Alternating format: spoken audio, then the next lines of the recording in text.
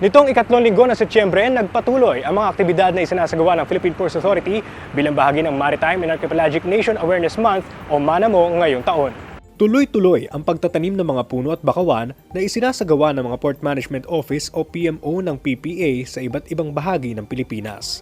Kabilang na dyan ang PMO Zamboanga na nagtanim ng aabot sa 1,000 mangrove propagules o punla ng bakawan sa Barangay Talabaan sa Zamboanga City. Nara seedlings naman ang itinanim ng mga kawani ng PMO Palawan sa paligid ng isang elementary school sa Puerto Princesa City.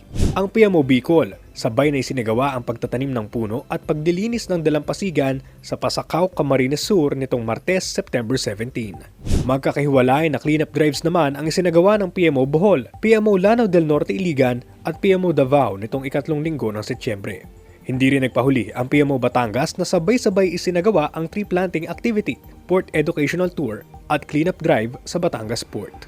Ang mga kawani naman na nagmula sa Philippine Ports Authority Head Office ay sumali sa National Coastal Cleanup na ginanap malapit sa Mall of Asia sa Manila Bay.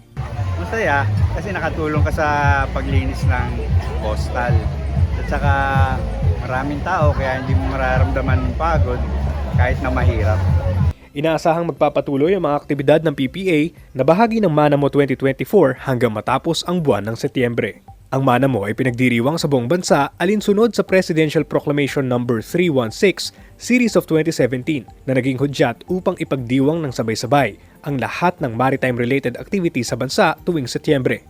Bilang parte nito, ang bawat PMO ng PPA ay inaasahang magsasagawa ng tree planting activities, cleanup drives at port educational tours.